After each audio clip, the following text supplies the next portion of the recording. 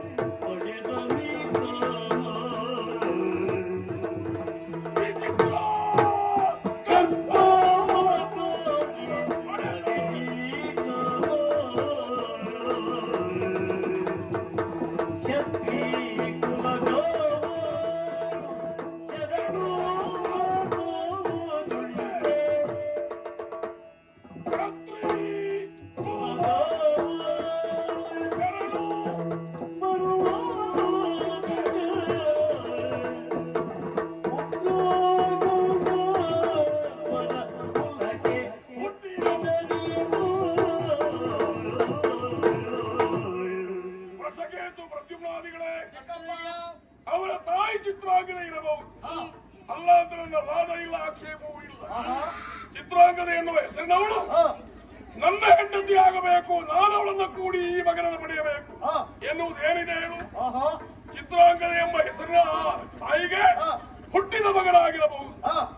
ನಿಮ್ಮ ಹಾಗೆ ಹೋಲಿಕೆ ಇದೆ ಎನ್ನುವ ಹಾಗೆ ಆವಾಗ ನೀ ಹೇಳಿದ್ದಿ. ಹೀಗಿರಬಹುದು. ಲೋಕವಿಖ್ಯಾತನಾದಂತಹ ಮೂರ್ಲೋಕದ ಗಂಡನಾದಂತಹ ಮೂರ್ಲೋಕದ ಗಂಡಾದಂತಹ ಭಾರತನಂತಹ ಮಗನನ್ನು ಪಡೆಯಬೇಕು ಎನ್ನುವ ಆಸೆ ಲೋಕದಲ್ಲಿ ಪ್ರತಿಯೊಬ್ಬ ಹೆಣ್ಣಿಗೂ ಇದ್ದೇ ಇರಬಹುದು. ಅದೇ ಆಸೆಯನ್ನು ಅವಳು ಇಟ್ಟುಕೊಂಡಳೋ ಏನು? ಬಹುಶಃ ಮದುವೆಯಾದಂತಹ ಗಂಡನನ್ನ ಸೇರುವಾಗ ಬೇರೊಬ್ಬರನ್ನ ಬೆರೆತರೆ, ಬೇರೊಬ್ಬರನ್ನ ಸೇರಿ ಗ್ರಹಿಸಿದರೆ ಬೆರೆಯಬೇಕು ಅಂತಿಲ್ಲ. ಬೇರೊಬ್ಬರನ್ನ ಮನಸ್ಸಿನಲ್ಲಿ ಗ್ರಹಿಸಿದರೆ ಆ ಸ್ವರೂಪದ ಮಗನೊಬ್ಬ ಹುಟ್ಟುತ್ತಾನೆ ಎನ್ನುವುದಕ್ಕೆ ಜ್ವಲಂತವಾದ ಒಂದು ಸಾಕ್ಷ್ಯವನ್ನು ಹೇಳಬಲ್ಲೆ. ಹಿಂದೆ ಕನಕಕಶ್ಯಪನ ಮಗ ಬಡದಿಯಾದಂತಹ ಕಯಾದು ಪತಿಯನ್ನ ಬೆರೆಯುವಾಗ ಹರಿಯನ್ನ ಮನಸಾರ ಸ್ಮರಿಸಿದಳಂತೆ. ಹರಿಯನ್ನ ಬೆರೆತವಳಲ್ಲ, ಮನಸಾರ ಎಣಿಸಿದ್ದು ಆ ಹರಿಯನ್ನ. ನಾರದರ ಉಪದೇಶದ ಪ್ರಕಾರವಾಗಿ ಹುಟ್ಟಿದ ಮಗ ಪ್ರಹ್ಲಾದ ಏನಾದ? ಹರಿಭಕ್ತನಾದ. ತಂದೆಯ ಸಾವಿಗೆ ಅವನೇ ಕಾರಣೀಭೂತನಾದ. ಹಾಗಾದ್ರೆ ಮತ್ತೊಬ್ಬರನ್ನು ಪರೋಕ್ಷವಾಗಿ ಹೆಣ್ಣೊಬ್ಬಳು ಪತಿಯನ್ನ ಬೆರೆಯುವಾಗ ಗ್ರಹಿಸ್ತಾಳಂತಾದ್ರೆ ಆ ಸ್ವರೂಪದ ಮಗನನ್ನು ಪಡೆಯುವುದಕ್ಕೆ ಸಾಧ್ಯ ಇದೆ. ಬಹುಶಃ ಚಿತ್ರಾಂಗದ ಎನ್ನುವ ಇವರ ತಾಯಿಯ ಆ ಮನಸ್ಸಿನಲ್ಲಿ ನನ್ನ ಸ್ವರೂಪದ ಮಗನೊಬ್ಬರನ್ನು ಪಡೆಯಬೇಕೆನ್ನುವಂತಹ ಮನಸ್ಸಿನಿಂದ ಗಂಡನನ್ನೋ ಬೇರೆ ಯಾರನ್ನು ಸೇರಿದಳೋ ಏನು ಆ ಮುಖೇನವಾಗಿ ಇವನನ್ನು ಪಡೆದಿರಬಹುದು. ಆ ಮಾತ್ರಕ್ಕೆ ನನಗೆ ಹೋಲಿಕೆ ಆಗುವುದಕ್ಕೆ ಸಾಧ್ಯ ಇಲ್ಲ. ಹಾಗಂತ ಇವ ಅಪ್ಪ ಇದ್ದವನೇ ಎನ್ನುವಾಗ ನಿರ್ದಿಷ್ಟವಾಗಿ ಹೇಳುವುದಕ್ಕಿಲ್ಲ ಅಂತ ಆದ್ರೆ ಯಾರಿವನ ಅಪ್ಪ? ತಾಯಿಯಾದವಳು ಪರಿಚಯ ಮಾಡಿಕೊಡಬೇಕು ತಂದೆಯಾದವರದ್ದು. ಮಗನೇ ನಿನ್ನ ಅಪ್ಪ ಇವ ಎಂದು. ಇವರ ತಾಯಿಯಾದ ಚಿತ್ರಾಂಗದೆ ತಂದೆ ಇಂಥವ ಎನ್ನುವ ಹಾಗೆ ಇಷ್ಟು ದೊಡ್ಡವರಾಗುವ ತನಕ ಪರಿಚಯ ಮಾಡಲಿಲ್ಲ ಅಂತ ಆದ್ರೆ ಅವಳಲ್ಲಿಯೂ ಆದರ ಇದೆ, ಅವಳಲ್ಲಿಯೂ ಏನೋ ಲೋಪದೋಷ ಇದೆ ಎನ್ನುವುದರಲ್ಲಿ ಸಂದೇಹವೇ ಇಲ್ಲ. ಬಹುಶಃ ಇವರನ್ನು ಪಡೆಯುವಲ್ಲಿ ವಿಚಿತ್ರವಾದಂತಹ ಗರ್ಭವನ್ನು ಧರಿಸುವಲ್ಲಿ ವೈಶ್ಯರು ಅಥವಾ ಬೇರೆ ಯಾರೋ ಹೀರ ಜಾತಿಯವರು ಅವರನ್ನ ಬೆರೆತು ಪಡೆದಂತ ವಿಚಿತ್ರವಾದಂತಹ ಗರ್ಭ, ಆದರದ ಪಿಂಡ ಇವನನ್ನ ಮಗನಾಗುವುದಕ್ಕೆ ಸಾಧ್ಯವೇ? ಆದ್ರೆ ಇವ ನನ್ನ ಮಗ ಎನ್ನುವಾಗ ನೀವು ಹೇಳ್ತಾ ಇದ್ದೀರಿ. ಜಂಬುಕವು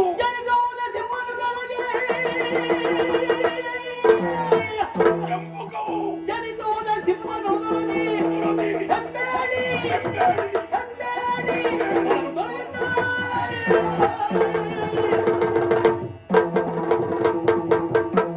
ಎಷ್ಟೇ ಅಲ್ಲಗಳಿದ್ರು ಮತ್ತು ಮಗ ಮಗ ಎನ್ನುವಾಗ ಒತ್ತಾಯಿಸ್ತಾ ಇದ್ದೀರಿ.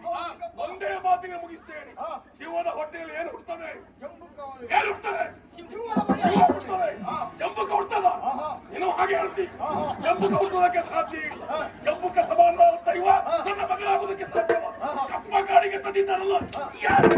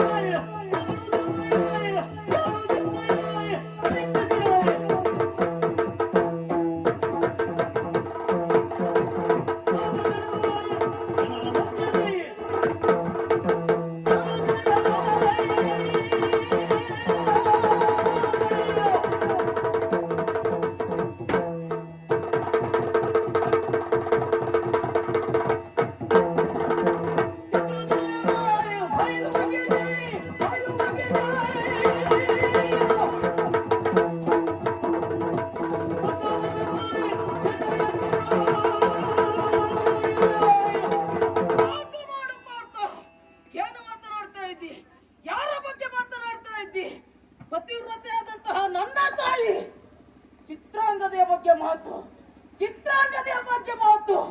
ಅದು ಮಗ ಈ ಬಬ್ರುವಾಹನ ಎದುರಿನಲ್ಲಿ ಇಂತಹ ಮಾತನಾಡಿರುವಂತಹ ನಿನ್ನನ್ನು ಹೀಗೆ ಬಿಡುವುದಿಲ್ಲ. ಹೋರಾಟವನ್ನು ಮಾಡ್ತೇನೆ, ಯುದ್ಧವನ್ನು ಮಾಡ್ತೇನೆ.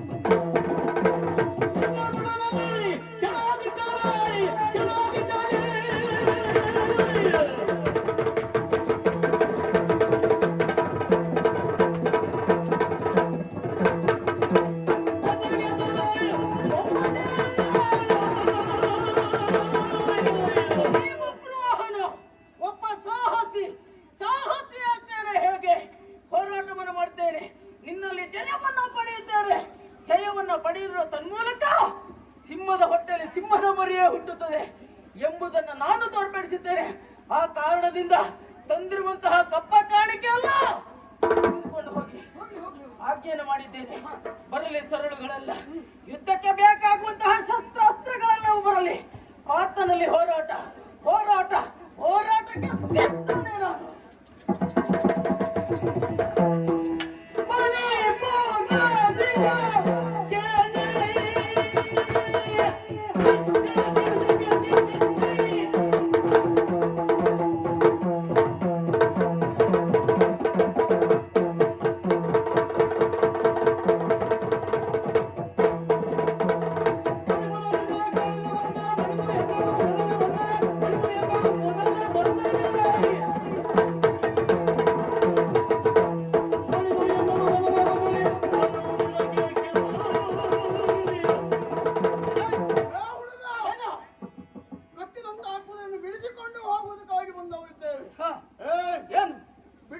ನೀನಾಗಿ ಬದುಕುವುದಕ್ಕೂ ಅವಕಾಶ ಮಾಡಿಕೊಡ್ತಾನೆ. ಅದಲ್ಲದಿದ್ರೆ ಯಮಪುರ ಕಪ್ಪ ಕಾಲಕ್ಕೆ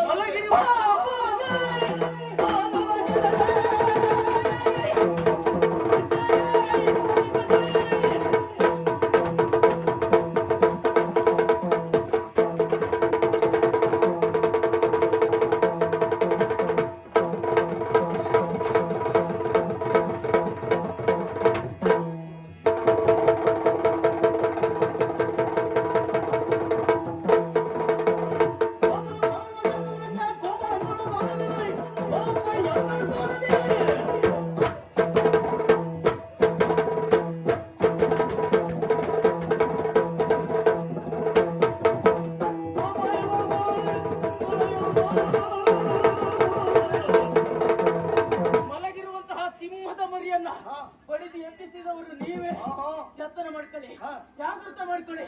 ಹಿಡಿದಿರುವಂತಹ ಬಾಣದಿಂದಲೇ ನಿನ್ನ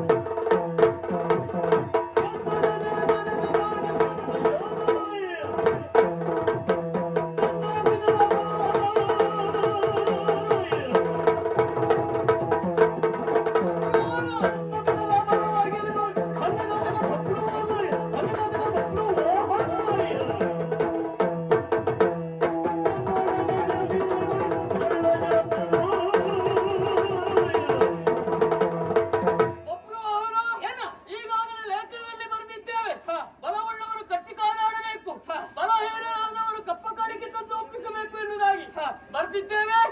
ನೋಡು, ಹಾರಿ ಹೋಗುವ ದೀಪಕ್ಕೆ ಪ್ರಕಾಶ ಹೆಚ್ಚಂತೆ. ಹಾಗೆ ಆಯ್ತು ನಿನ್ನ ಪರಿಸ್ಥಿತಿ. ಹಾಗೆ ಇರ್ತದೆ.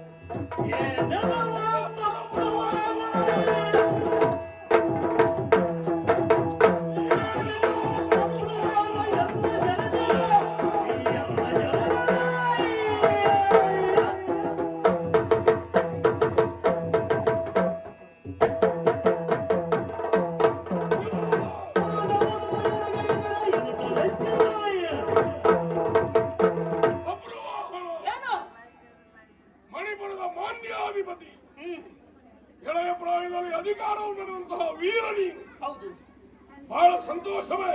ಹೌದು, ಆದರೆ ವಯಸ್ಸಿಗೆ ಸರಿಯಾದಂತಹ ಕಾರ್ಯವನ್ನು ಮಾಡ್ತಾ ಇದ್ದೀನಿ. ನೀನು ಮಾಡಬಹುದು, ಆದರೆ ನಾವು ಮಾಡುವಂತಹ ವೇಳೆಯಲ್ಲಿ ಯೋಚನೆ ಮಾಡಬೇಕು. ಯಾಕೋ ಈಗಾಗಲೇ ನಿನ್ನದಾದಂತಹ ಬಲವು ನಮ್ಮ ಬಲವು ಹೋರಾಟಕ್ಕೆ ಮುಂದಾಗಿ ನಮ್ಮವರು ಸಾಯುತ್ತಾ ಇದ್ದಾರೆ, ನಿಮ್ಮವರು ಕಾರುಗೆಟ್ಟಿದ್ದಾರೆ. ಫಲಾಬಲ ಮುಖಾಮುಖಿಯಾಯಿತು. ಈಗ ನಾನು ನೀನು ಮುಖಾಮುಖಿಯಾಗಿದ್ದೇವೆ.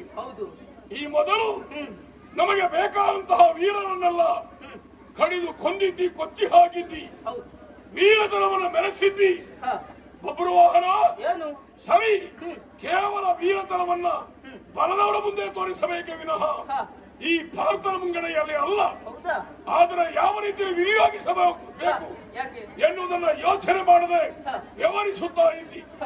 ಆರಂಭದಲ್ಲಿ ನೀನು ತಪ್ಪಿದ್ದಿರುವುದಕ್ಕೆ ಸಾಕ್ಷಿ ನಮ್ಮ ಕುದುರೆಯನ್ನ ಕಟ್ಟಿದ್ದು, ಆಮೇಲೆ ಕಪ್ಪಗಾಣಿಕೆಯನ್ನು ಕೊಡ್ತಾ ಇರುವಂತಹದ್ದು. ಯಾವುದೇ ಆಗಲಿ ಮಾಡಬೇಕಾದಂತಹ ಕಾರ್ಯ ನ್ಯಾಯೋಚಿತವಾಗಿರಬೇಕು, ಧರ್ಮಯುಕ್ತವಾಗಿರಬೇಕು, ಲೋಕಮೆಚ್ಚುವ ಹಾಗಿರಬೇಕು, ಆದರ್ಶಪ್ರಾಯವಾಗಿರಬೇಕು, ಇನ್ನೊಬ್ಬರು ಆಕ್ಷೇಪಿಸುವ ಹಾಗಿರಬಾರದು. ನೀನು ಮಾಡುವಂತಹ ಕಾರ್ಯ ಹಾಗೆ ಆಗಿದೆ. ಈಗಾಗ ನಿನ್ನ ಪಾಲಿಗೆ ಗೆಲುವಾಗಿದೆ ಎನ್ನುವ ಹಾಗೆ ಗೆಲುವಿನ ಹೆಗ್ಗೆಯನ್ನೇ ಏರಬೇಡ. ಭಾರತ ಬಂದೇ ಅದು ಉಳಿಯಲಾರದು. ಈಗಾಗಲೇ 3 ಲೋಕದ ಕಣ್ಣು ಎನ್ನುವಂತಹ ಖ್ಯಾತಿಯನ್ನು ಪಡೆದ ಮೈ ಅರ್ಜುನ ದೇವಲೋಕ ಹಾಗೂ ಭೂಲೋಕ ಪಾತಾಳ ಎಂಬಿ ತ್ರಿಭುವನದಲ್ಲಿಯೂ ವಿಕ್ರಮಿಯಾಗಿ ವಿಜೃಂಭಿಸಿದವನ ಕೈಯಾಟ ನಡೆಯಲು ಶರಣು ಬಂದರೆ ಬಿಟ್ಟೇರು ಎಚ್ಚರ.